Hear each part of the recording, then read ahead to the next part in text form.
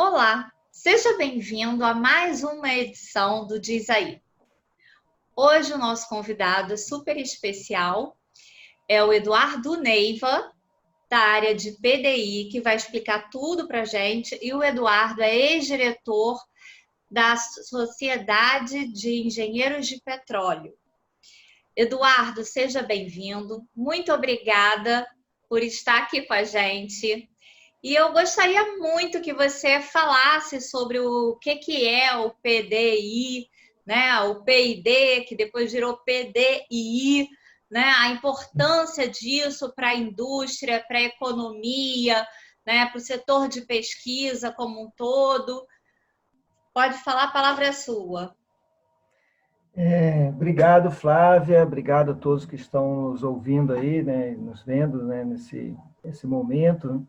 E eu gostaria de falar um pouco sobre essas três letrinhas aí que está muito badalada ultimamente, né? O P, o D e o I, né? O P é de pesquisa, o D de desenvolvimento e essa novidade que nós chamamos aí de I de inovação, né? Apesar de não ser tão novo assim, mas ultimamente está muito mais badalada do que no passado, né? Isso é muito bom. Mas antes disso, eu queria me falar um pouco sobre a minha inserção nesse mundo, né, de pesquisa, desenvolvimento e inovação. Como é que se deu isso em nível profissional, né?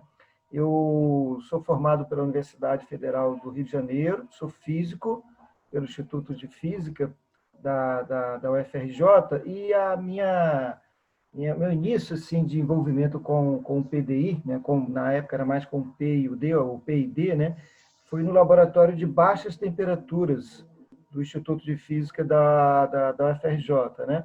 E lá a gente tinha muito, pela própria formação do físico, né, a gente envolvia muito com a questão da pesquisa básica, né, principalmente no campo da física, lá nos laboratórios de baixa temperatura.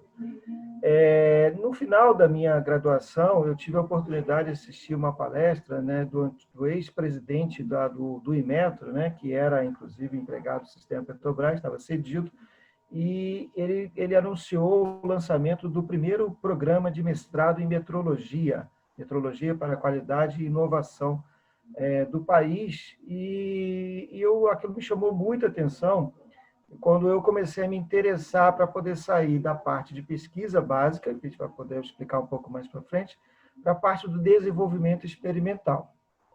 Ingressei, então, no mestrado em metrologia, no primeiro programa do Brasil, lá na Pontifícia Universidade Católica do Rio de Janeiro, ali na Gávea, né? E comecei a passar um pouco da parte da pesquisa para o desenvolvimento experimental, quando eu direcionei a todo o meu campo de conhecimento e envolvimento para pesquisa e acompanhar o desenvolvimento experimental de um protótipo, né, de medidor de vazão para escoamentos multifásicos na indústria de petróleo, o que foi uma coisa extremamente interessante e eu acabei me envolvendo um pouco mais com a parte do D, a letrinha do D, que é o desenvolvimento experimental de protótipo, um protótipo de muita importância para a indústria na época, né? Um pouco depois, para poder cortar um pouco da minha biografia, né, e a gente tentar relacionar as diferenças básicas entre essas três letras, né, porque parece que nem sempre tem uma convergência muito razoável, né, parece que só agora que os meios acadêmicos, junto com a classe empresarial, a sociedade, está convergindo para as melhores definições conceituais e aplicações práticas na sociedade. Eu acabei retornando para o município de Macaé, a qual eu sou oriundo, né? E fui convidado para ser superintendente acadêmico da Fundação Educacional de Macaé com uma missão de implantar o complexo universitário de Macaé, né? Com parcerias aí com a própria Universidade Federal do Rio de Janeiro, a UFA, a implantação de algumas faculdades próprias, mas o que foi considerado na época ainda, lá no século passado, né? Nós iniciamos essa história no final do século passado, lá, como que foi considerado como uma das maiores inovações em termos de gestão municipal na área de tecnologia, que foi a criação do Instituto Macaé de Metrologia e Tecnologia. Foi Quais o eram os primeiro na objetivos? área no Brasil? Em termos de gestão pública de um município, com a criação de uma autarquia, que foi o IMMT, né? Era a sigla, né? Que realizasse prestação de serviços tecnológicos, sim, foi o primeiro no Brasil. A ideia se iniciou lá no final do século passado, dentro da estrutura daquele complexo universitário de Macaé, mas depois ele foi elevado à condição de autarquia do município de Macaé, que seria um congênere do Inmetro, só que de nível municipal. E, na época, no seu desenvolvimento do plano estratégico do órgão, né, que era responsável pela política, pelo estabelecimento de uma política de ciência e tecnologia do município, né, nós tínhamos programado 3 grandes fases. A primeira fase é a implantação de estruturas laboratoriais para calibração de instrumentos de medição que pudesse dar, arcar com, apoiar toda a prestação de serviços da cadeia produtiva da indústria de petróleo, com os laboratórios de metrologia. A segunda fase seria ampliar essa estrutura de calibração para um sistema de avaliação da conformidade de produtos e processos. Seria a segunda fase. E a terceira fase, sim, viria o que nós já tínhamos discutido lá, o izinho da inovação. Você tendo uma estrutura de laboratórios capaz de suportar a calibração e certificação de equipamentos, nós passaríamos, então, uma segunda fase utilizando o sistema de avaliação da conformidade, onde a ideia era apoiar o sistema do arranjo produtivo local e motivar a criação de empresas de base tecnológica pioneiras com a ideia já, naquela época, de inovação. Eu acho que a gente pode discutir um pouco mais adiante, né, essas 3 letras, quais seriam as diferenças e o porquê que isso é tão importante hoje, não só para a sobrevivência das empresas, mas para todo o equacionamento da macroeconomia dos países. Então, eu queria começar exatamente por isso. Você estava falando, né, da sua história, essa questão de você montar, né, estruturar o primeiro instituto de metrologia, essa coisa de desenvolvimento, né, de inovação. Você usou o termo no final do século passado. E eu queria chamar a atenção para isso, porque a gente hoje está vendo um movimento de inovação como se inovação fosse uma coisa nova. E não é. Ela sempre fez parte, né? A questão é como você vai olhar o conceito de inovação e de que forma que você vai se apropriar disso, né? E nós conversamos já no outro dia sobre aquela questão dos izinhos, né? Que você atribui à inovação, o I de importante, de interessante e depois de importante. E eu queria que você explicasse um pouco sobre essa cultura e conceito de inovação dentro do olhar do P&D. Por que essa visão, que é tão complementar, ela precisa ser vista de forma separada? Essa talvez seja o grande desafio que todos nós enquanto sociedade, né, está enfrentando nos dias de hoje, e aponta para direcionamentos estratégicos, tanto do ponto de vista pessoal, quanto do ponto de vista da macroeconomia dos países, né? É importante ressaltar essa diferença entre as 3 letras, a pesquisa, o desenvolvimento e a inovação. No passado, inovação parecia uma coisa assim, talvez muito distante, né, para a sociedade, principalmente para a sociedade brasileira. Então, nesse momento, o que eu gostaria de dizer é o seguinte, que apesar de não ter tido ao longo da história algumas convergências, nem sempre esses termos, esses conceitos são convergentes, quer seja dentro do ponto de vista da área industrial, do meio empresarial, do meio acadêmico, ou das sociedades de modo geral, né? Parece que hoje nós estamos tendo algumas convergências sobre essas conceituações. A pesquisa, quando se envolve a pesquisa, nós estamos falando de algo de geração de um conhecimento novo, né? Que não necessariamente tem um compromisso com o mercado. né? Você vai investir na pesquisa, ela é essencial, obviamente, todos os países têm que investir, é de suma importância para poder aumentar o grau de conhecimento de uma sociedade e depois, no futuro, tornar aquilo como viável para aplicações imediatas na sociedade, que é, nas suas diversas áreas, que é nas áreas sociais, na área industrial, na medicina, na biologia, na agricultura, né, em todos os campos da sociedade. Por outro lado, a gente tem o D, que é o desenvolvimento, muito atrelado às questões de desenvolvimento de equipamentos, né, protótipos. Né? Desenvolvimento experimental é basicamente muito concentrado nessa questão. Né? Qual é a diferença para a inovação? E é aí que é o ponto-chave com a questão da convergência de ideias. Inovação, hoje em dia, ela é muito ligada a algo que você possa agregar valor a um processo produtivo. Né? Esse processo produtivo nós não podemos confundir que seja somente nos aspectos industriais e empresariais.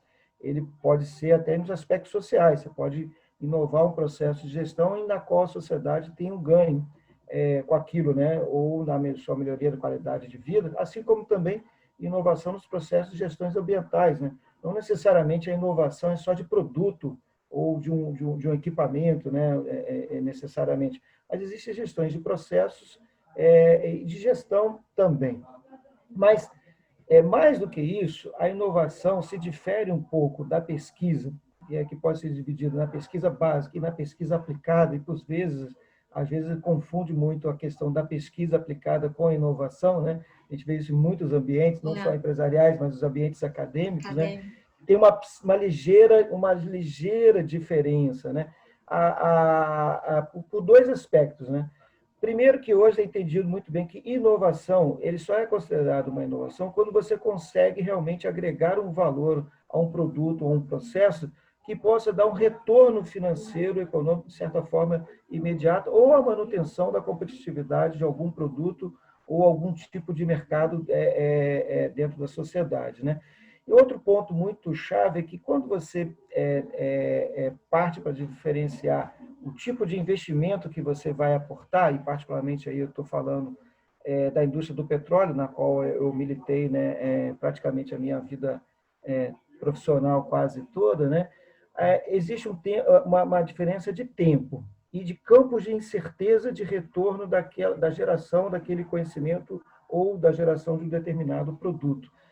Então, na pesquisa aplicada, você tem aí, usualmente, né, em termos de níveis de investimentos, algo em torno de 3 a 5 anos. Não necessariamente, você pode ter uma pesquisa de 1 ano, 2 anos, né, mas, em média, o tempo do campo da pesquisa, mesmo que seja aplicada, ela varia entre 3 e 5 anos para que você possa obter algum tipo de resultado. Você tem um campo de incerteza razoavelmente maior do que o da inovação. E um campo de incerteza... Deixa eu só te fazer uma pergunta. Essa pesquisa que você está mencionando é a pesquisa que vem das universidades, dos institutos, ou a pesquisa que vem das próprias empresas?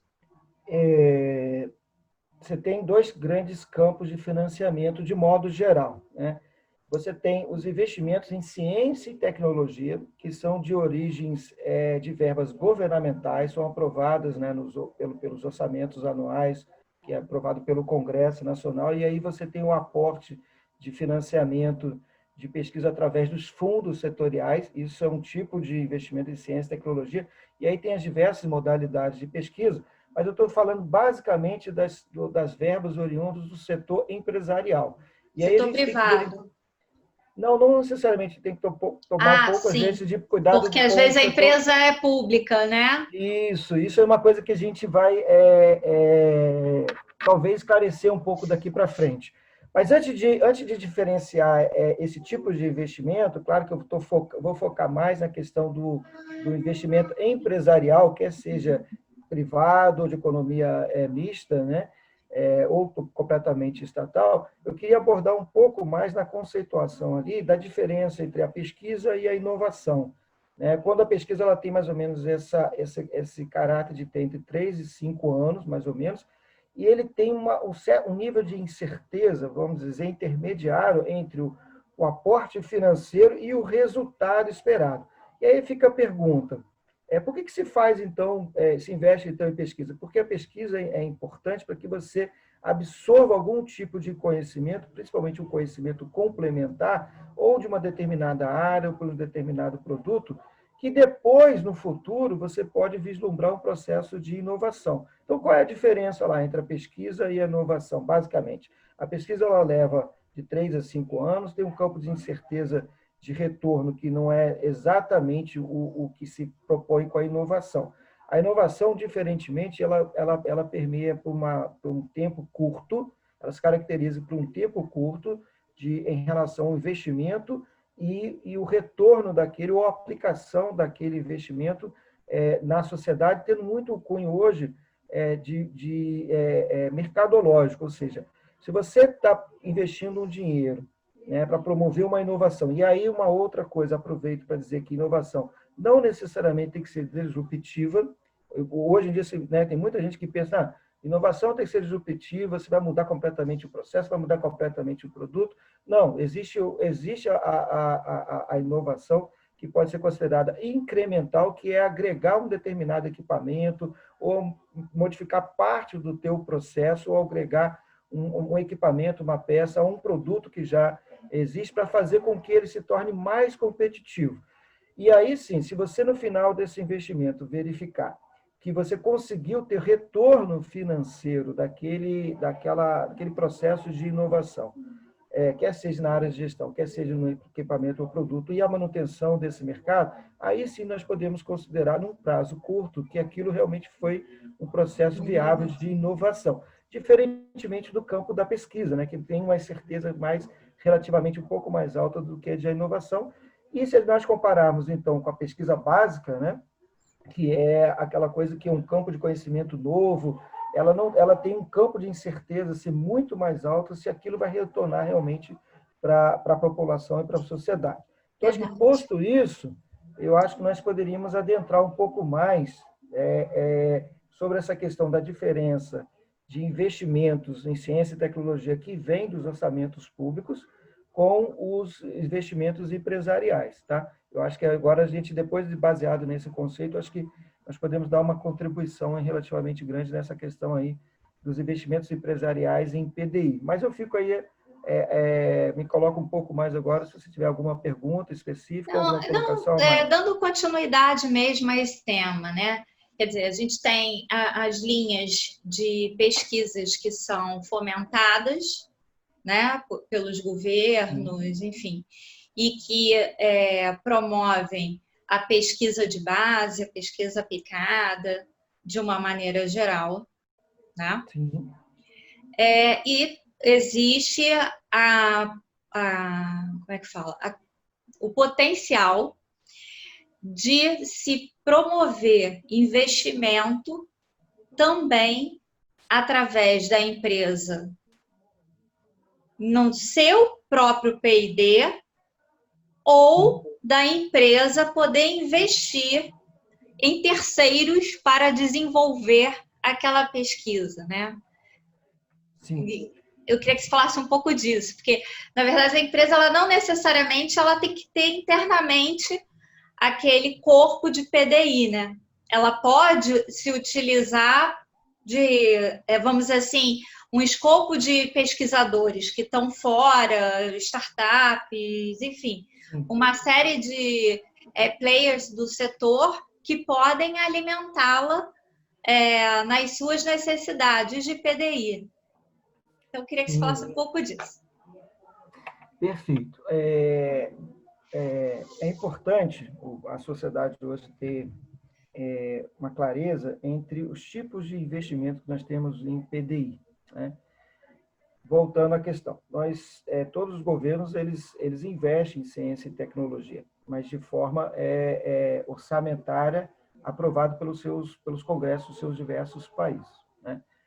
Então, aqui no Brasil, por exemplo, o Poder Público Federal ele apresenta o orçamento, né? Orçamento para a agricultura, para a infraestrutura, para a educação, para a ciência e tecnologia, e dentro daquele orçamento que é aprovado pelo Congresso de Ciência e Tecnologia, você tem os fundos setoriais, que geralmente são governados aí pela FINEP, pela CNPq, e vai se promovendo assim, os estudos e financiando os estudos através, principalmente, das universidades brasileiras, mas de acordo com uma demanda de uma filosofia governamental que quer incentivar uma determinada área de forma mais macro. Tá? Então, essas são as verbas governamentais que geralmente são distribuídas pelos diversos centros de pesquisas, né, através dos fundos setoriais. Né?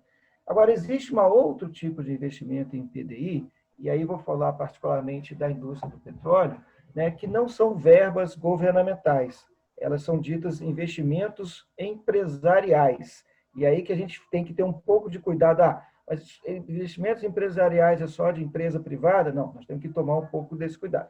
Tudo que não é votado no orçamento do governo para ciência e tecnologia, o restante, de modo geral, são verbas para PDI de investimentos empresariais, particularmente no campo, no setor de óleo e gás, né? Existe uma legislação brasileira que define que as empresas que produzem petróleo, não vou entrar nos detalhes, né?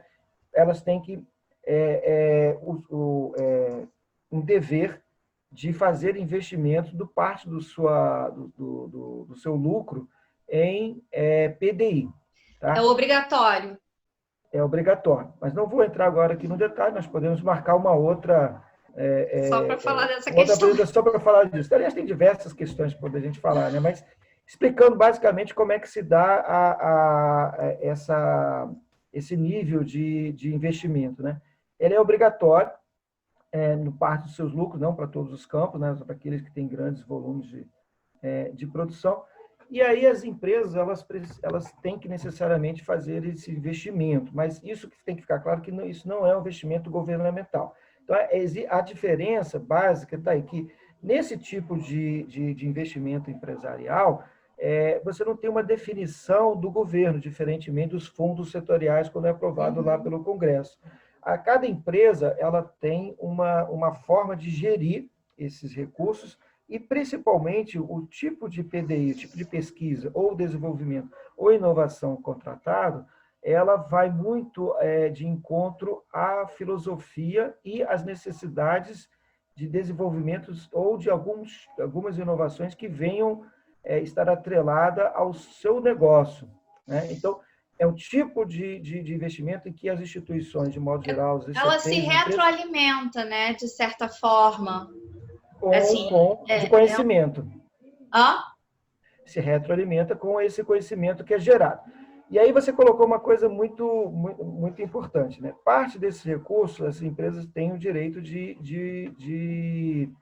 investir em estruturas próprias, né? Ou através de criação de próprios laboratórios, Sim. Ou de contratação diretas, né? E nas suas modalidades, dependendo da natureza jurídica da empresa, de recursos próprios, recursos humanos próprios, mas uma outra parte, ela é obrigada a investir no extramuro, né? Que a gente chama de fora da empresa, e obviamente, mas sempre, obviamente, atrelada com o seu tipo de negócio, né?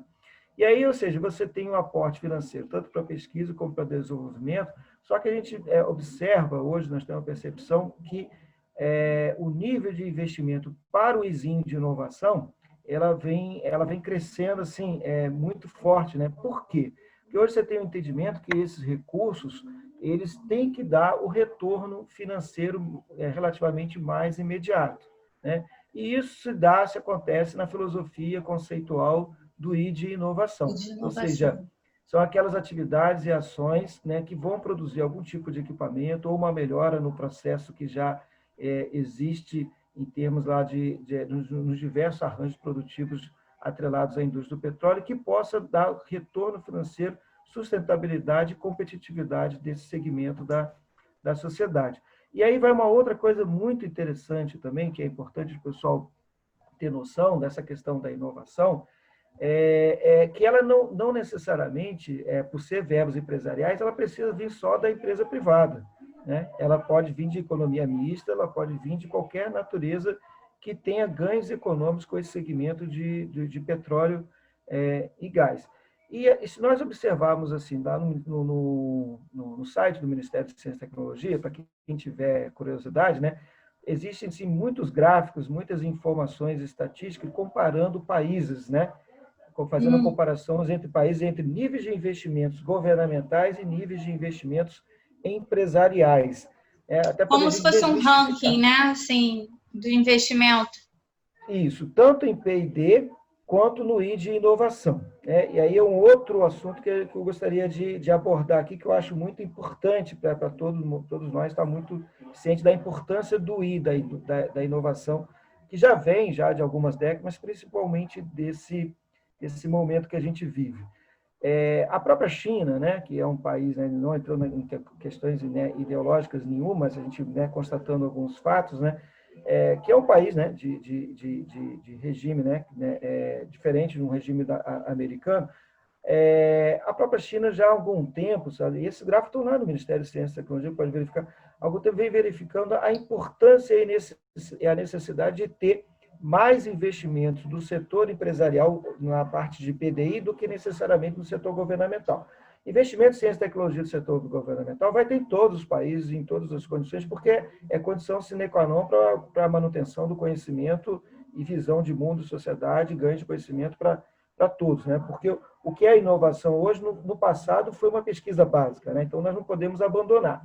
Mas nós observamos hoje um movimento muito forte, independentemente de ideologias, né, governamentais, né, quais são os regimes de governo, que vem aumentando um acréscimo muito grande, né, de todos os países. A gente observa isso, por exemplo, com a China, a Alemanha, Estados Unidos, do setor empresarial, ou seja, eles cada vez mais querem pesquisas, desenvolvimento, mas principalmente aportes financeiros de inovação que consiga gerar um arranjo produtivo local que sustente as suas economias e seja competitivos em termos de emprego e renda no mundo todo, né? E isso se dá através dos processos de inovação, independentemente do tipo de regime, né, que existe naquele forma de governo que existe naquele país. E a China, por exemplo, é um caso muito típico, claro, atualmente, né? Eles aumentaram nas últimas 2 décadas exponencialmente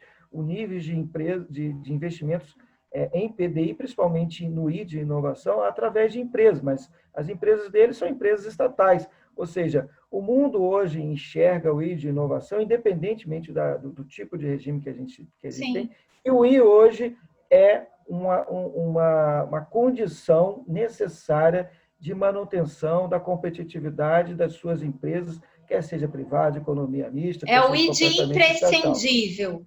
Isso. E aí, nessa ambiência do I de inovação, quando você fala de imprescindível, né, que é exatamente isso, tem 2 Is aí também que são acoplados à inovação. Você pode estar, para poder o meio acadêmico, por exemplo, no Brasil, né, se situar aí nessa questão, e o próprio meio empresarial que está na cadeia de fornecedores da indústria de petróleo, aí, né, que é o I de interessante ou de importante. No passado, nós tínhamos muita visão assim, não, pô, eu vou desenvolver uma ideia nova, isso daqui é muito importante. Ninguém pode tirar esse conceito, né? A importância das coisas, principalmente das ideias. Mas, se ele não for interessante para a cadeia produtiva, para o negócio da indústria do petróleo, ele não vai ser contratado. Ele corre o risco, ou, né, não vou me arriscar aqui dizer que não vai ser contratado, mas ele diminui a potencialidade de contratação para aquele tipo de inovação ou aporte financeiro para aquela sua ideia, né? Então, hoje, o I, por estar hoje muito atrelado a essa questão de investimentos relativamente grandes, mas com tempo de respostas curtos e atrelado muito à questão de agregar valor a um processo que possa manter sua competitividade perante os mercados, né? O I de interessante aí ele se consolida como extremamente essencial para poder você ter sucesso nesse negócio da inovação. Eduardo, eu estava aqui pensando, semana passada a gente se encontrou lá na Semana da Inovação da Rede PetroRio. Isso. E lá nós temos diversos fornecedores da cadeia produtiva do óleo, gás e energia, né? Então, Você comentou uma coisa na sua palestra que eu queria aproveitar para puxar aqui, porque eu acho importante esse gancho, que é a da questão do tamanho da empresa, né? Que para fazer inovação, você não precisa ser uma grande empresa, você pode ser uma pequena empresa. Por conta de você fazer melhorias nos processos, enfim. Então, você tem que ter o foco. E aí nós vamos cair em duas questões que eu queria que você abordasse. A primeira, a questão da cultura de inovação. E a segunda é como que essa pequena empresa ela pode se beneficiar também nesse processo do investimento em PDI da grande empresa. Eu vejo o seguinte, vamos voltar um pouco no passado. Para responder essa pergunta sua, eu gostaria de voltar um pouco na história, né? Dos processos, história, ciência, tecnologia, não tanto, mas vamos voltar lá. No década de 80, né, do século passado, final da década de 80, nós ouvimos muito falar dos tigres asiáticos, né?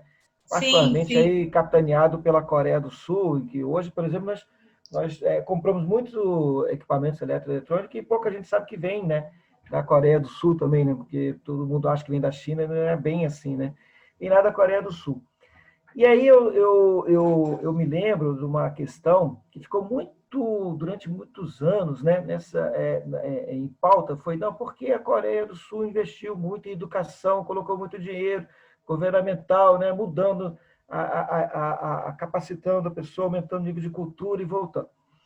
Mas eu sempre chamei a atenção de uma coisa, olha, você pode colocar rios de dinheiro, podemos colocar, pegar o orçamento público e tal, mas como você coloca e como você direciona aqueles níveis de investimentos governamentais para o setor de educação é o que vai te dar um resultado para um lado ou resultado por outro, né?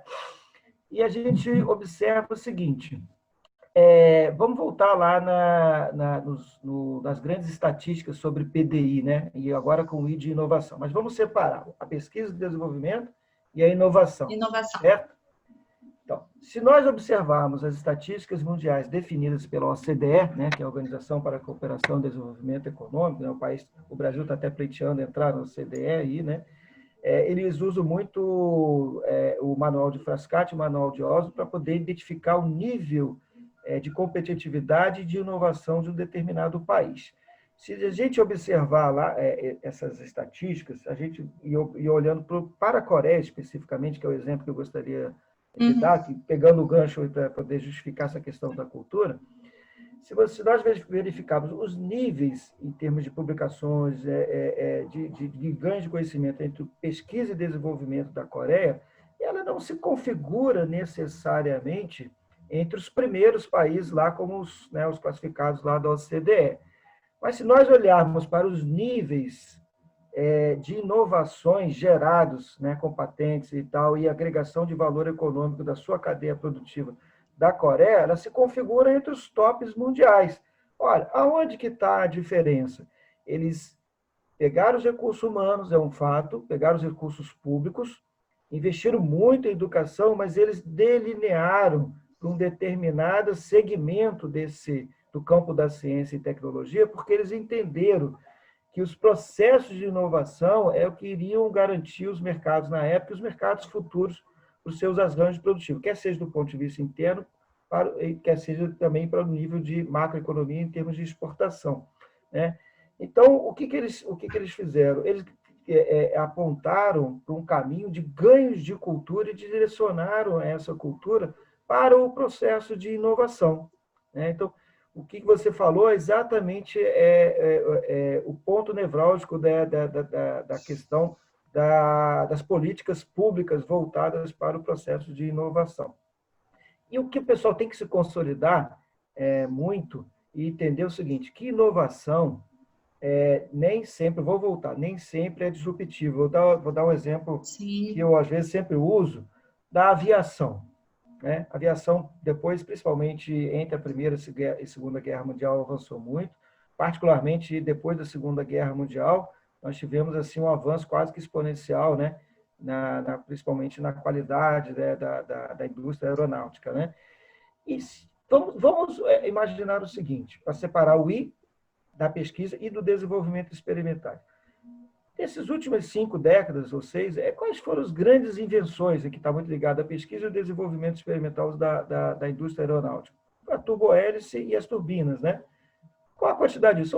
São dois equipamentos, né? Na realidade, né? Claro, Sim. faz uma enorme diferença.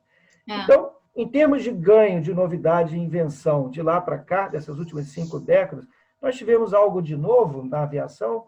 De Não. estrutura, não, né? Não, nada. Mas em termos de inovações que foram acopladas incrementalmente nas turbohélices, e principalmente nas turbinas, que tornaram a aviação muito mais competitiva, muito mais acessível à sociedade, né, muito mais segura, né? A verdade é essa. O pessoal fala, mas teve acidente, sim, mas com tantas aeronaves hoje que a gente tem voando pelo país, ou seja, Aumentou relativamente... exponencialmente, né, a E, utilização e o volume, né? Então, o número de acidentes relativamente diminuiu, porque nós É, tivemos inovações incrementais e não sim. necessariamente disruptivas ao longo dessas últimas décadas, né? O que a gente verifica, então, é o seguinte, que inovação é uma questão de geração de cultura, nós temos que criar no país, e o Brasil, por exemplo, particularmente, eu andei muito nesses últimos 3 anos, né, visitando vários laboratórios de ICTs junto que são instituições de ciência e tecnologias, como hoje é definidas pela regulamentação da ANP, né? Visitei muitas e o Brasil está relativamente bem nessa questão de pesquisa e desenvolvimento. Muitos recursos, né, obrigatórios, como eu falei no meio da nossa entrevista, né, foram colocados, disponibilizados, mas nós verificamos ainda que a nossa cultura para a inovação é relativamente baixa. E para te responder isso, como assim, como é que a pequena, média empresa pode entrar nisso, eu gostaria de te responder com outro exemplo. Nessas minhas andanças por aí, né, visitando o estado da arte dos investimentos, né, obrigatórios por parte da indústria do petróleo nas ICTs, né, particularmente nas universidades, com mais ênfase nas universidades, eu teve um momento, num determinado laboratório que eu visitei, que me chamou muito a atenção por essa questão da diferença entre a pesquisa, o desenvolvimento e a inovação. Eles estavam muito bem, receberam recursos e estavam lá.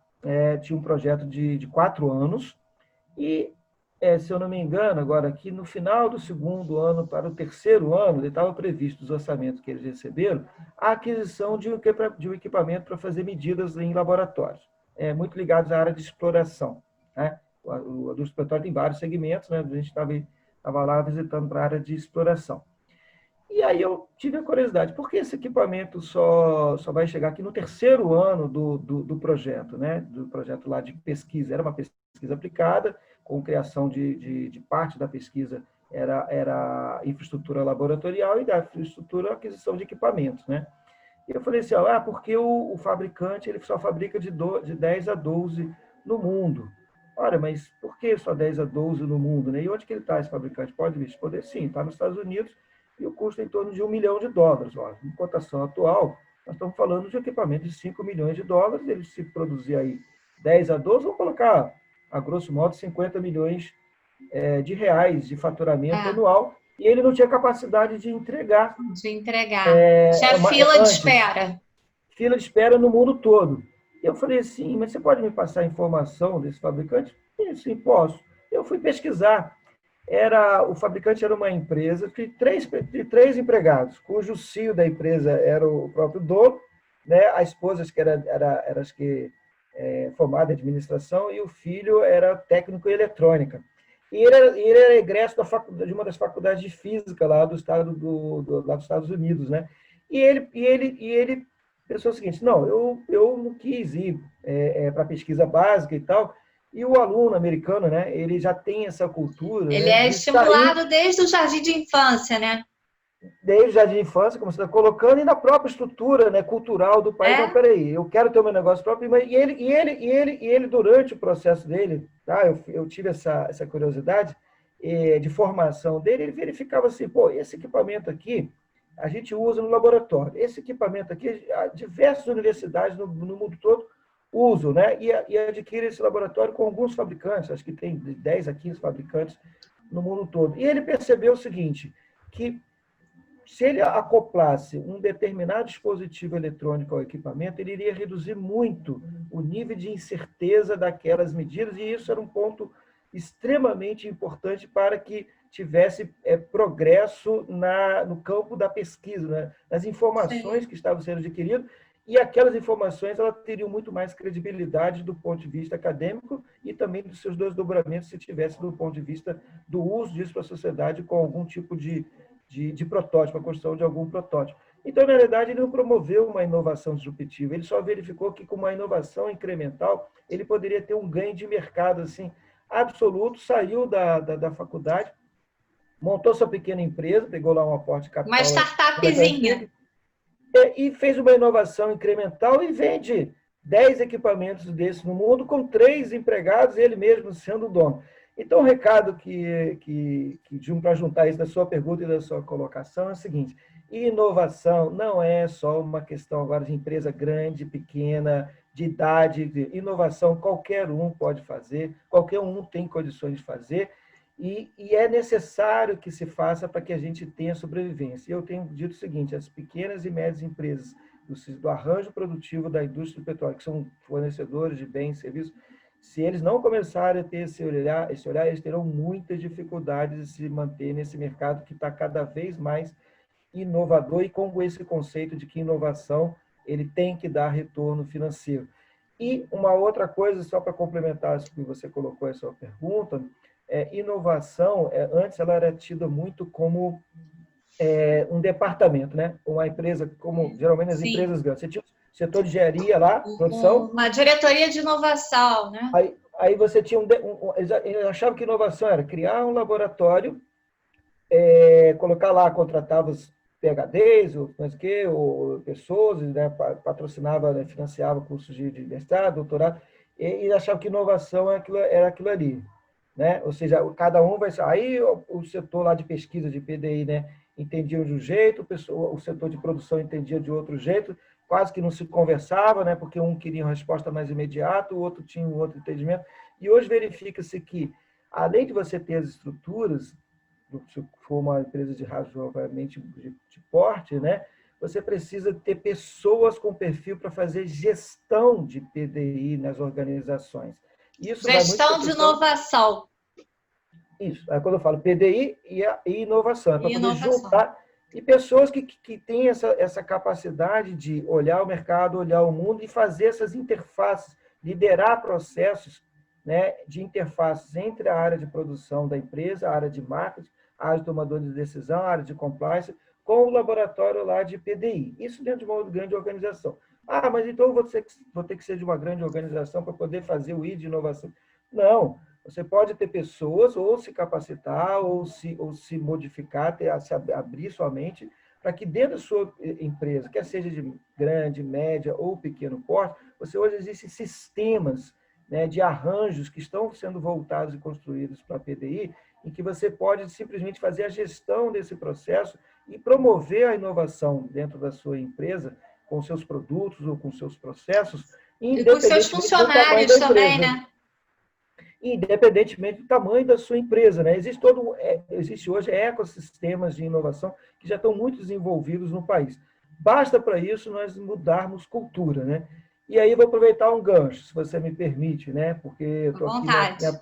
me apresentando como membro da Society of Petroleum Engineers, né? Que é a sua sede nos Estados Unidos.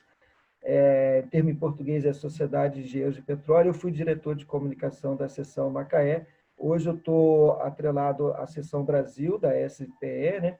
E eu tenho feito assim um trabalho que eu acho muito interessante junto com os capítulos estudantis. A SPE no mundo todo se divide em seções, que são uma agremiação de profissionais, né? Uma associação de profissionais da indústria de petróleo, que são todos nós somos voluntários, para ajudar a construir, né, e promover conhecimentos, né, que possam agregar valor em qualquer segmento da indústria do petróleo. E, particularmente, eu gosto muito de trabalhar com os capítulos estudantis. E por quê? Porque vai de encontro à sua colocação nessa questão da geração de cultura, né, de cultura para a tecnologia, e principalmente cultura para a inovação, né, que é o ponto-chave agora de manutenção da nossa competitividade, garantia de emprego e renda de parte da nossa sociedade que atua nesse segmento industrial, que é um trabalho que nós estamos começando a fazer com todos os nossos capítulos estudantis espalhados pelo Brasil todo. Nós temos 2.500 estudantes associados só no Brasil. A SPE é considerada a maior associação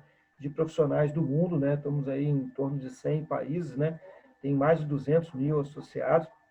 E nós estamos começando a montar uma pesquisa através do capítulo estudantil da SPE da Unigran Rio, aqui do Rio de Janeiro, né? Ali de Caxias, no município de Caxias, para nós começarmos a verificar qual o nível de participação, entendimento e ter uma percepção melhor sobre a cultura dos nossos futuros egressos das universidades, que no futuro estarão aí sendo líderes, né? Tomadores de decisão na indústria do petróleo, né? Para nós verificarmos qual é o nível de entendimento e de cultura para a inovação. E a partir da identificação desse questionário que nós estamos colocando e dessa percepção, nós estabelecemos um plano de ação para que nós possamos contribuir tanto para os universitários, mas principalmente para deixar toda uma futura geração de profissionais da indústria do petróleo brasileira com uma característica muito mais voltada para a cultura da inovação, como nós observamos em alguns outros países. Perfeito. Inclusive, estamos juntos. Já estou dentro dessa proposta aí. Porque exatamente o que a gente aqui no DIS pensa é que se não transformar a cultura, você não consegue, ficam ações isoladas. Não se torna uma operação contínua de melhorias, né? Você está sempre fazendo uma ação de inovação aberta aqui, ou uma ação de, sei lá, investimento em startup ali. Então, são coisas pontuais e isoladas, mas onde você não cria o arcabouço para que haja um intraempreendedorismo, para que as cadeias se alimentem, né? Que os fornecedores possam entender melhor como que eles vão conquistar os seus mercados, as empresas olharem para baixo na sua cadeia e dizer assim, não, esse fornecedor aqui tem a solução, conseguiu me entender, vou botar para dentro, vou fazer um spin-in, ou então de dentro sai uma ideia brilhante, vamos fazer um spin-off. Então, eu acho que a questão é a cultura. Se você conseguir fazer com que haja no país, na educação, nas empresas, esse olhar da cultura de inovação, muda tudo, né? E é o exemplo que você deu da Coreia do Sul, e eu acrescento aí a Finlândia, que está todo mundo chocado e surpreso com a educação na Finlândia, né? Que é um novo modelo voltado para a inovação e tudo, e o país deslanchou também no ranking de inovação mundial, né? A gente está lá embaixo, mas vamos melhorar isso aí, né, Neiva? Se puder contar com você, está garantida a melhoria, né? Desde já eu agradeço aí a minha participação. Eu acho que esse assunto que nós levantamos, né, ele por si só não se encerra aqui, né? Claro, tem muitos desdobramentos.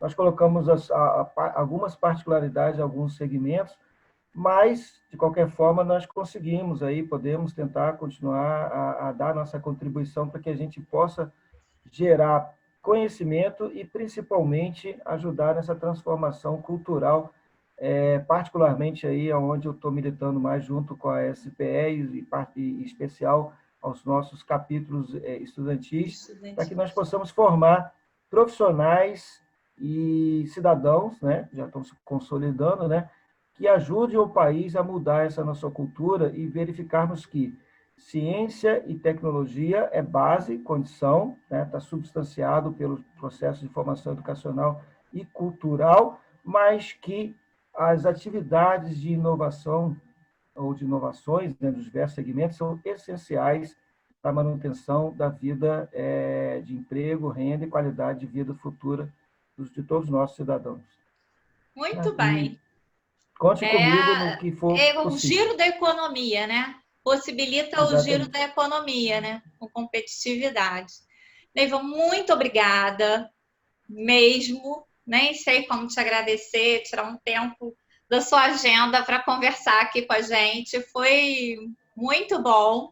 Eu espero que os gestores e empreendedores que estejam nos assistindo pensem bastante sobre essa questão, porque não tem limites, é uma questão de mindset, de olhar para o mercado e ver como você pode perceber as coisas de uma nova forma. Então, ainda mais nesse momento que a gente está vivendo, muita gente com muito pepino aí para administrar, né?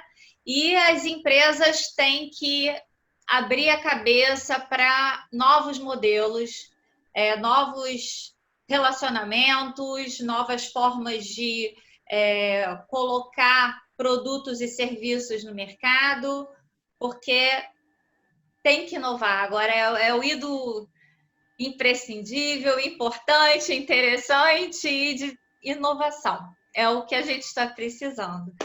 Muito obrigada mais uma vez. Obrigada pela nossa audiência. Eu vou pedir a você para se inscrever no canal, dar um like, fazer seus comentários, porque seus comentários são importantes para que nós também possamos fazer os nossos processos de melhoria no nosso programa, ok? Muito obrigada.